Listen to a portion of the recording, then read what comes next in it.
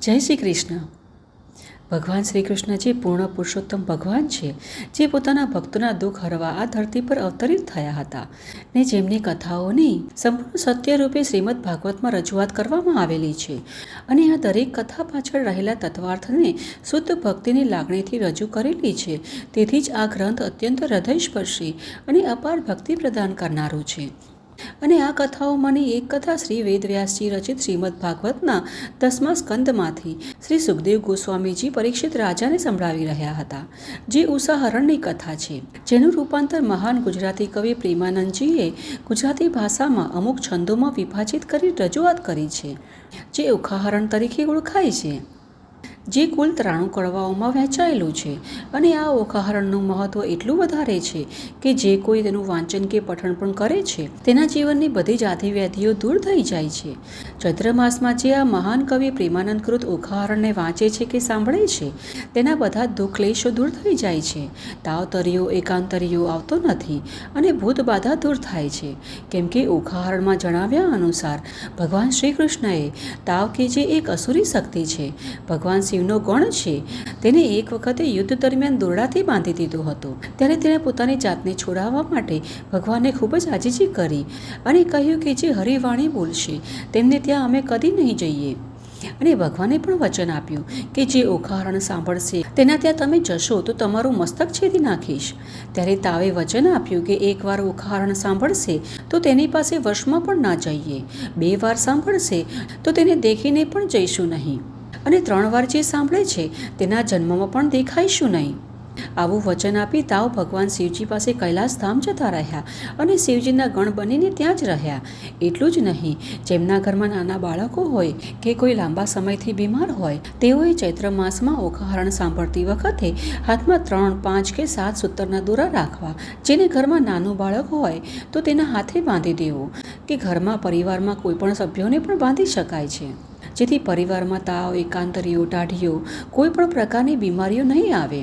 તો આવું મહત્ત્વ છે ઓખાહરણ વાંચવાનું કે સાંભળવાનું. અને ચૈત્ર માસ પૂર્ણ થવામાં હવે થોડો શેષ સમય બાકી રહ્યો છે. તેથી જ ચાલો તેનો સદુપયોગ કરીને આપણે સૌ સાથે મળીને આ ઓખાહરણનું શ્રદ્ધાભાવથી શ્રવણ કરીએ. અને આ ઓખાહરણનું પ્રેમાનંદજીએ જે છંદોમાં વર્ણન કરેલું છે તેને આપણે કથારૂપે સાંભળીશું, જેથી કરી સમજવામાં સરળતા રહે. તેથી જો તમને આ ઓખાહરણની કથા સારી લાગે તો લાઈક જરૂર કરજો અને તમારા મિત્ર અને પરિવારમાં પણ કથાઓને શેર કરજો, જેથી આ કથાઓ સાંભળીને તેનું પુણ્ય પણ તેમને પણ પ્રાપ્ત થઈ શકે. તો ચાલો અત્યંત ફળદાયી ઓખાહરણ કથા 1ની શરૂઆત કરીએ, જે શ્રીમદ ભાગવતમાં દર્શાવવામાં આવેલ ઉષાની જ કથા છે, જેને શ્રી સુખદેવજી પરીક્ષિત રાજાને મોક્ષની પ્રાપ્તિ હેતુ સંભળાવી રહ્યા છે. ચૈત્ર માસ દરમિયાન જો 3 દિવસ કે એકાંતર વ્રત અને ઉપવાસ કરી ઓખાહરણ વાંચવામાં આવે તો તેનું પુણ્યફળ વધારે પ્રાપ્ત થઈ શકે છે અને જીવનમાં બધી જ દુઃખ તકલીફો દૂર થઈ જાય છે.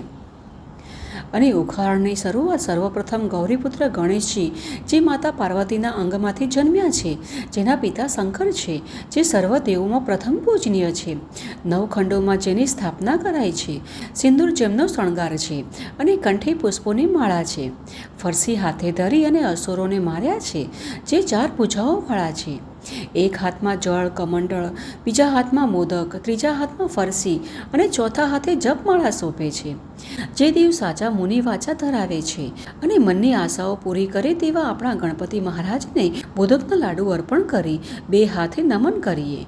શ્રી ગણેશાય નમઃ. આ પ્રકારે શ્રી ગણેશ મહારાજની સ્તુતિ અને પ્રાર્થના કર્યા પછી શ્રી ગણેશજીના માતા પાર્વતી માં આદ્યાશક્તિ, જે સર્વશક્તિમાં શક્તિ રૂપે છે, જે 9 ખંડમાં પૂજનીય છે, જ્યારે આ બ્રહ્માંડની પણ રચના ન થઈ હતી, જ્યારે કશું જ ન હતું, હવા પાણી જીવન વગર આ નિરાકાર એક જ્યોત થઈ પ્રગટ્યા હતા, જેના થકી આ બ્રહ્માંડની રચના કરાઈ, તેમાં જગતજનની ભગવતીને ભક્તિભાવથી નમન કરીએ. જગતજનની માં, જે પરમ કૃપાળુ સર્વશક્તિમાન, જે તોલે કોઈ ન આવે, જે નિર્મળ કેશ અને રંગી રાતા છે, 16 શણગાર સજીમાં સિંહના આસન પર બિરાજમાન છે, જેને નાકે નિર્મળ મોતી છે, હાથમાં અસ્ત્ર શસ્ત્ર ધારણ કરેલા છે અને વર અને અભય મુદ્રામાં બિરાજમાન, અમૃત દ્રષ્ટિએ હંમેશા પોતાના ભક્તો પર કૃપા રાખે છે. માં અંબે, જેના બ્રહ્માજી પાઠ કરે છે, વિષ્ણુજી વાંસળી વગાડે છે અને શિવજી ડાકલા વગાડે છે અને નારદજી માના ગુણગાન ગાતા થાકતા નથી. આમ બધા જ અબીલ ગુલાલથી તેમના વધામણા કરે છે, આરતી કરે છે અને ખીર મધ સાકરનો ભોગ અર્પણ કરાય છે. ધૂપ કપૂરથી વાતાવરણ સુગંધિત કરાય છે અને માની પ્રાર્થના કરાય છે કે હે માં, અમારી સહાયતા કરજો. તમે જ બ્રહ્માણી, તમે જ રુદ્રાણી, તમે દેવાથી દેવા સકળ વિશ્વમાં. માં અંબા, તમે જ સર્વ છો. અમને તમારા શરણમાં રાખજો. હું તમારી સેવા કરું છું. આ સેવાનો સ્વીકાર કરો. માં જગદંબા. આ રીતે મહાકવિ પ્રેમાનંદજી શ્રી ગણેશજી અને માની સ્તુતિ અને નમન કરી ઉકાહરણ કથાનો આરંભ કરે છે. આ કથા સૃષ્ટિના પાલનહાર પૂર્ણ પુરુષોત્તમ ભગવાન શ્રી કૃષ્ણ અને ભગવાન શિવજી, જે સૃષ્ટિના નવા સર્જન માટે સૃષ્ટિના વિનાશક દેવ છે, જેમના જીવન સાથે જોડાયેલી છે. શ્રી સુખદેવજીએ પરીક્ષિત રાજાને શ્રીમદ ભાગવતના 9 સ્કંદ સંભળાવ્યા અને હવે 10મો સ્કંદ ઓખાહરણ સાંભળવા પરીક્ષિત રાજા શ્રી સુખદેવજીને કહી રહ્યા છે, જેમાં વર્ણવ્યા અનુસાર ભગવાન શ્રી કૃષ્ણને 16,108 રાણીઓ હતી અને દરેક રાણીઓથી તેમને 10 પુત્ર હતા. આમ ભગવાનનો પરિવાર ખૂબ જ મોટો હતો. ભગવાન શ્રી કૃષ્ણની 8 પટરાણીઓ, જેમના પહેલા પત્ની રૂકમણીજી, ત્યારબાદ જામવનની દીકરી જામવતી, તેના પછી શત્રુજીતની દીકરી સત્યભામા સાથે લગ્ન થયા. ત્યારબાદ સૂર્યદેવના દીકરી કાલિંદી એટલે કે યમુનાજી સાથે પરણ્યા અને ત્યાર પછી સત્યા, ભદ્રા, લક્ષ્મણા અને છેલ્લે મિત્રવિંદા સાથે પરણ્યા. આમ ભગવાનની આ 8 પટ રાણીઓ હતી. હવે તે સમય દરમિયાન એક ભૌમાસુર નામના રાક્ષસે 16,100 કન્યાઓનું હરણ કરી તેમને બંદી બનાવી પોતાની પાસે જ રાખ્યા.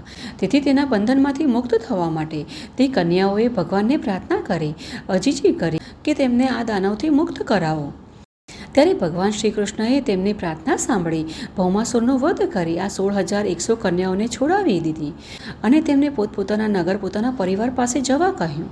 પરંતુ તે કન્યાઓએ કહ્યું કે અમે તો અમારા પરિવાર પાસે જતા રહીશું, પરંતુ અમને ત્યાં કોણ અપનાવશે, અમારો કોણ સ્વીકાર કરશે અને અમારી સાથે લગ્ન પણ કોણ કરશે? હે પ્રભુ, તમે જ અમારો સ્વીકાર કરો અને અમારો ઉદ્ધાર કરો. તેથી જ ભગવાન શ્રી કૃષ્ણએ આ કન્યાઓનો ઉદ્ધાર કરવા માટે તેમની સાથે લગ્ન કર્યા અને તેમને પોતાની રાણીઓ બનાવીને દ્વારકા લઈ આવ્યા. આ પ્રમાણે ભગવાને વૃંદાવનમાં પોતાની મધુર લીલાઓ, જેવી કે રાધાજી તેમની ગોપીઓ સાથેની રાસલીલાઓ, માખણની ચોરી, મિત્રો સાથે ગાયો ચરાવી, ઇન્દ્રનો ગર્વ ઉતારવો, ગોવર્ધન પર્વતને ધારણ કરવો, માસી પૂતનાનો વધ કર્યો અને મામા કંસને માર્યો, આ બધી જ લીલાઓ કરી પછી ભગવાને દ્વારકા નગરી વસાવી, તેમને લગ્ન કર્યા, પોતાનો પરિવાર વસાવ્યો. આ પ્રકારે આ પરિવારમાં તેમને 16,108 રાણીઓ અને દરેકથી 10 પુત્રો હતા. તેમની પ્રથમ પત્ની રૂકમણીજીને 10 પુત્રો હતા. તેમાં પ્રથમ પુત્ર પ્રદ્યુમ્ન, જે સ્વયં કામદેવના અવતાર હતા, અને તેમનો દીકરો અનિરુદ્ધ, જે સ્વરૂપે પોતાના પિતાની જેમ જ અત્યંત સુંદર, આકર્ષક અને બળવાન હતો. તેના લગ્ન બાણાસુરની પુત્રી ઉષા સાથે 3 વાર થયા અને 3 વાર લગ્નમાં વર અનિરુદ્ધ અને કન્યા ઉષા હતી. અને પહેલી વાર સ્વપ્નમાં લગ્ન થયા, બીજી વાર ઝરૂખામાં અને ત્રીજી વખત પૂરા વિધિ વિધાન સાથે 4 ફેરા ફરી બધાની હાજરીમાં પરણ્યા. હવે તમે વિચારતા હશો કે આવું કેમ થયું? તેની પણ એક રોચક કથા છે જે ઓખાહરણમાં કહેવામાં આવી છે. અને તે કથા અનુસાર બ્રહ્માજી, જે સૃષ્ટિના રચયિતા છે, તેમના પુત્ર મરીચી હતા અને મરીચીના પુત્ર સુદ કશ્યપ અને સુદ કશ્યપના પુત્ર હિરણ્યકશ્યપુ, જે ભગવાન વિષ્ણુના પરમ ભક્ત પ્રહલાદના પિતા હતા. હવે આ પ્રહલાદના પુત્ર વિરોચન અને વિરોચનના પુત્ર બલિરાજા, જેનાથી 3 ડગનું વરદાન માંગી ભગવાન શ્રી હરિ વિષ્ણુએ સમસ્ત બ્રહ્માંડ અને પોતે બલિરાજાને પણ જીતી લીધા હતા.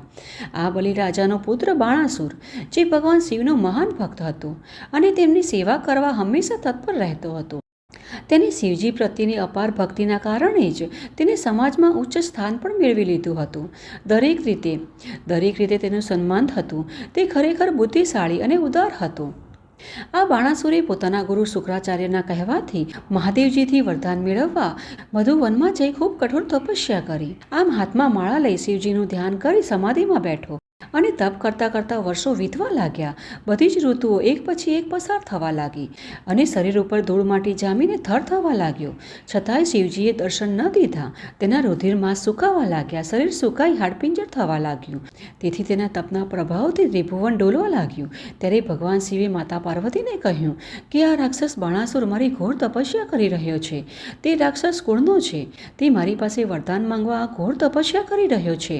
ત્યારે માતાએ કહ્યું કે તે રાક્ષસ કુળનો છે, તમારા વરદાનનો દુરુપયોગ કરી શકે છે. તમે રાવણને પણ વરદાન આપ્યું હતું અને અંતે તેના અત્યાચારોનો અંત કરવા પ્રભુ શ્રી રામચંદ્રજી અવતરિત થયા હતા. આ બાણાસુર પણ તમારા વરદાનનો દુરુપયોગ કરી સૃષ્ટિનો વિનાશ કરશે. પરંતુ મહાદેવજી તો ભોળાનાથ છે, જેમને સાચા મનથી માત્ર બીલીપત્ર ચડાવીએ, તેમની સેવા પૂજા કરીએ તો પછી ભલે ને તે દાનવ પણ કેમ ના હોય, મહાદેવજી પોતાના ભક્તોની ઉપર કૃપા હંમેશા રાખે છે. તેથી ભોળાનાથે બાણાસુરની તપસ્યાથી પ્રસન્ન થઈ તેને દર્શન આપ્યા. ત્યારે બાણાસુરે વરદાનમાં મહાદેવજી પાસેથી બળશાળી 1000 ભુજાઓ માંગી. ત્યારે મહાદેવજીએ તેને વરદાનમાં 1000 હાથ આપ્યા. આ વરદાનથી બાણાસુર ખૂબ જ શક્તિશાળી બની ગયો. ત્યાર પછી તેણે સોનિતપુર નામે એક નગર વસાવ્યું અને વરદાન પામી તે અતિશય શક્તિશાળી થઈ ગયો હતો. તેથી તેણે પાતાળ લોક જીતી લીધું અને રાજ્યોના રાજાઓ સાથે યુદ્ધ કરી રાજ્યોને પણ એક પછી એક જીતવા લાગ્યો અને અંતે સ્વર્ગમાં જઈને ઇન્દ્રદેવ અને દેવતાઓને પણ પરાસ્ત કરી સ્વર્ગલોકમાં પણ પોતાનું આધિપત્ય સ્થાપિત કરી દીધું અને ઇન્દ્રદેવ અને બધા દેવતાઓને ત્યાંથી હકાલી દીધા. આમ ત્રણેય લોકોમાં તેને જીતનાર કોઈ રહ્યો નહીં. તેણે ત્રણેય લોક પર વિજય પ્રાપ્ત કરી લીધો હતો. ત્યાર પછી તે અભિમાનવશ વિચાર કરવા લાગ્યો કે તે એટલો શક્તિશાળી છે કે તેની સામે ટકી રહેવા કોઈ સમર્થ નથી. હવે ત્રણેય લોકોને જીત્યા બાદ તે નારદ મુનિજી પાસે આવ્યો અને તેણે નારદ મુનિજીને પ્રણામ કરીને કહ્યું કે મારી શક્તિ વ્યર્થ છે. મારા જેવો શક્તિશાળી મને કોઈ ન મળ્યો, જેથી મને સંતોષ થાય. ત્યારે નારદ મુનિજીએ જવાબ આપતા કહ્યું કે જેને તને 1000 હાથો આપ્યા છે તે ભગવાન શિવની શરણમાં જા. હવે આ સાંભળી બાણાસુર તરત જ કૈલાસ પર પહોંચ્યો, જ્યાં શિવજી સાથે માતા પાર્વતી પણ બિરાજમાન હતા. ત્યાં જઈ તેણે ભગવાન શિવ અને માતા પાર્વતીને પ્રણામ કર્યા. ત્યારે શિવજીએ બાણાસુરને કૈલાસ પર આવવાનું કારણ પૂછ્યું અને કહ્યું કે સોનિતપુર રાજ્ય આવ્યું, 1000 હાથ આપ્યા, હવે શા માટે આવવું પડ્યું અહીં? ત્યારે બાણાસુર બોલ્યો કે 1000 હાથ આપ્યા, પરંતુ સત્ય એ છે સ્વામી કે મારી સાથે લડી શકે, મારી સામે ટકી શકે તેવો કોઈ યોદ્ધા નથી.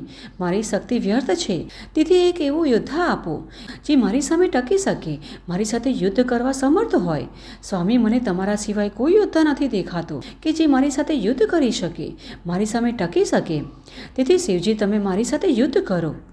હવે શિવજીએ બાણાસુરની ગર્વથી ભરેલી વાતો સાંભળીને તેને આશ્વાસન આપતા કહ્યું કે ધીરજ રાખ, વહેલી તકે તારો કોઈ પ્રતિદ્વંદી આવશે જેની સામે તારી શક્તિનું પ્રદર્શન કરવાનો તને પૂરો અવસર મળશે, જે તારી ભુજાઓનું છેદન કરશે, તારો ગર્વ તોડશે.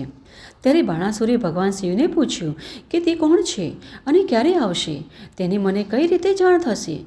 ત્યારે ભગવાન શિવે તેને એક ધજા આપી અને કહ્યું કે જ્યારે આ ધજા તૂટી જશે ત્યારે સમજજે કે તે યોદ્ધા છે, તારી સાથે યુદ્ધ કરવા સમર્થ છે. આ સાંભળી બાણાસુર ખુશ થઈ ગયો અને વરદાન પામી સોનિતપુર પાછો ફર્યો. હવે આ બાજુ ભગવાન શિવ પણ માતા પાર્વતીને કહીને તપ કરવા જઈ રહ્યા હતા.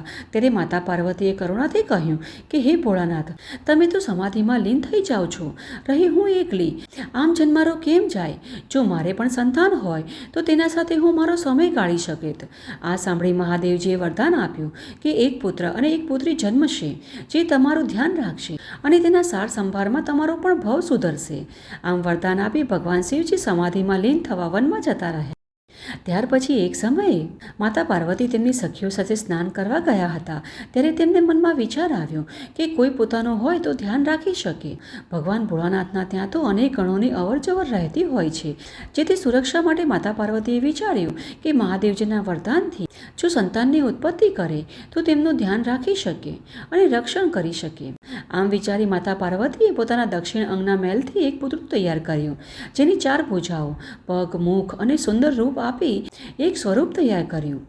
આમ અતિ મોહક રૂપે પુતળું તૈયાર થઈ ગયું, જેના એક હાથમાં જળ કમંડળ, બીજા હાથે મોદક, ત્રીજા હાથમાં ફળસી અને ચોથા હાથે જપમાળા શોભતી હતી અને કાયા વિશાળ હતી અને કંઠે પુષ્પોની માળા ધારણ કરેલી હતી.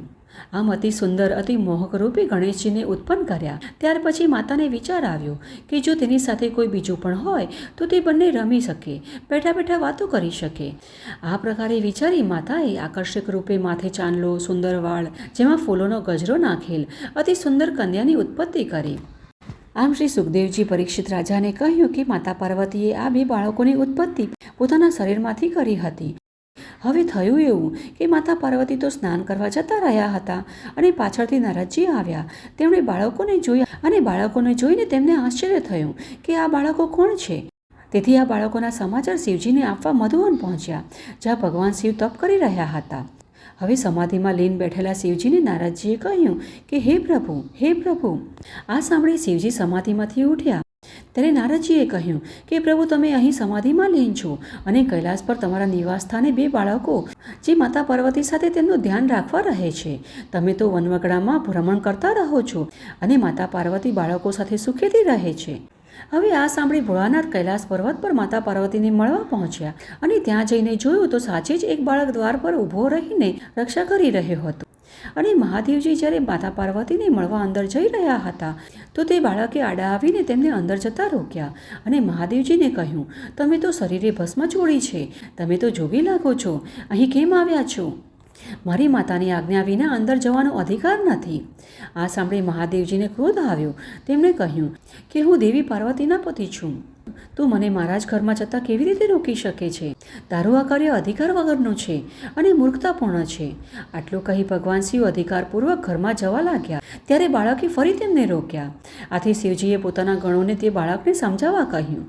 શિવજીના ગણોએ તે બાળકને ઘણું સમજાવ્યું, છતાં ગણોની વાતો પણ ન માની અને તેમણે મારીને ત્યાંથી ભગાડી મૂક્યા. આવી રીતે બધા દેવતાઓએ પણ ઘણા પ્રયત્નો કર્યા, છતાં બાળકે કોઈની વાત ન સાંભળી અને કહ્યું કે માતાની આજ્ઞા વગર તે કોઈને પણ અંદર નહીં જવા દે. ત્યારે બધા જ ગણો તેમજ દેવતાઓ સાથે બ્રહ્માજી અને વિષ્ણુજીને સમજાવવાથી પણ બાળક ન સમજ્યો. ત્યારે બધાએ એક પછી એક બાળક સાથે યુદ્ધ કર્યું, પણ આ બાળક જરા પણ ગભરાયો નહીં અને ભયંકર આક્રમણ કરી એક પછી એક બધાને પરાસ્ત કરતો રહ્યો. હવે બાળકને કોઈની પણ વાત ન માનતા જોઈને શિવજીએ સ્વયં પ્રહાર કર્યો, પરંતુ શિવજીને પણ તે બાળકે શસ્ત્રહીન કરી નાખ્યા અને પરાસ્ત કર્યા. આ બાળકનું પરાક્રમ જોઈ બધા જ આશ્ચર્યચકિત થવા લાગ્યા. ત્યારે શિવજી અત્યંત ક્રોધે ભરાયા અને તેમણે પોતાનું ત્રિશૂળ ઉઠાવીને તેનું માથું કાપી નાખ્યું. આ દિવસે માક્ષર વદ ચોથ હતી અને આ જ દિવસથી ગણેશ ચોથનું વ્રત કરાય છે. અને બાળકનું માથું કપાઈને ચંદ્રદેવના રથમાં જઈ પડ્યું, જેથી ચોથના દિવસે ચંદ્ર પૂજાનું પણ ખૂબ જ મહત્વ છે. આમ બાળકનું માથું કપાયું અને શિવજીનું આવું રૌદ્ર રૂપ જોઈ બાળકીને થયું કે ભાઈને માર્યા તેમ તેને પણ મારી નાખશે. આમ વિચારીને તે ગભરાઈને ત્યાંથી નાસી ગઈ.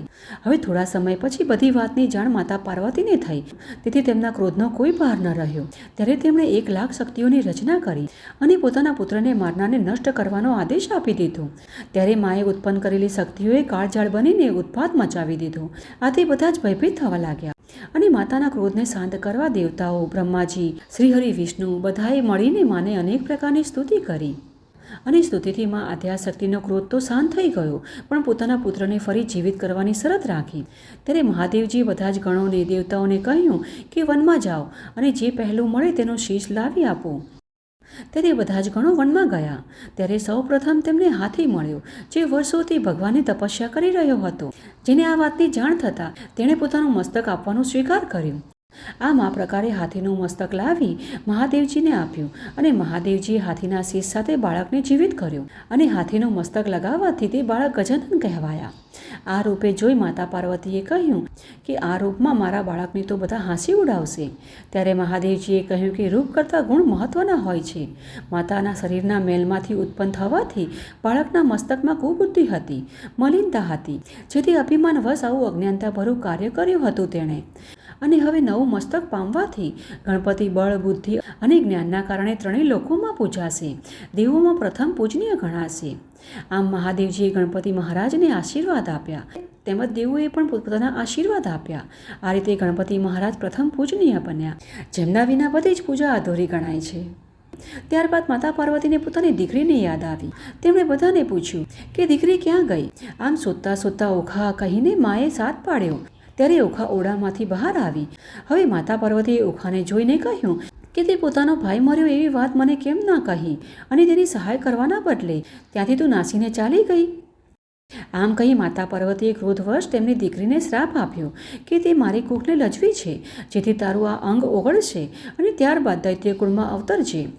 આ સાંભળી ઓખા થરથર ધ્રુજવા લાગી અને ક્ષમા માંગતા કહ્યું કે મારાથી અપરાધ થયો છે માતા, પણ હું ભયભીત થઈ ગઈ હતી. આમાં મારો કોઈ વાંક નથી. આ સાંભળી માતાએ જવાબ આપ્યો કે મારું કહ્યું મિથ્યા ન થાય. તું દૈત્યકુળમાં જન્મીશ, પરંતુ તને કોઈ દેવપુત્ર જ પરણશે, જેથી તારો ઉદ્ધાર થશે. સાથે જ માએ વરદાન આપ્યું કે ચૈત્ર માસ દરમિયાન તારું ઘણું મહત્વ હશે. તારા નામથી પ્રસિદ્ધ ઓખાહરણને જે કોઈ સાંભળશે તે મહારોગોમાંથી પણ મુક્ત થશે. ચૈત્ર માસમાં જે અલોણા કરી ઓખાહરણ વાંચશે તેને કોઈ પણ પ્રકારની બીમારીઓ શરીરે નહીં આવે. 30 દિવસ નહીં તો 5 દિવસ, અને તે પણ શક્ય ન હોય તો 3 દિવસ કે 1 દિવસ અલોણું વ્રત કરવાથી શરીરની દરેક દુઃખ તકલીફોમાંથી મુક્ત થશે. આ પ્રકારે માતા પાર્વતીએ પોતાની પુત્રી ઓખાને પોતાના શ્રાપમાંથી મુક્ત કરી અને સાથે જ વરદાન પણ આપ્યું અને તેનો મહિમા વધાર્યો. તો આ રીતે શ્રી સુખદેવજી મહારાજે પરીક્ષિત રાજાને ઓખાનો મહિમા કેવી રીતે થયો તે કથા કહી. તો ચાલો આજની આ ઓખાહરણ કથા 1ને આજે આપણે અહીં વિરામ આપીએ છીએ અને ફરી મળીશું ઓખાહરણ કથા ભાગ 2ની સાથે. તો તેને સાંભળવા માટે હજી સુધી તમે આ ચેનલને સબસ્ક્રાઈબ નથી કર્યું તો કૃપયા કરી રાખજો અને નીચે બતાવેલા બેલ આઇકનને પણ પ્રેસ કરીને રાખી લેજો, જેથી કરી આવનારી આવી જ વૈદિક અને પ્રમાણભૂત કથાઓ તમારા સુધી સરળતાથી પહોંચી શકે. જય શ્રી કૃષ્ણ.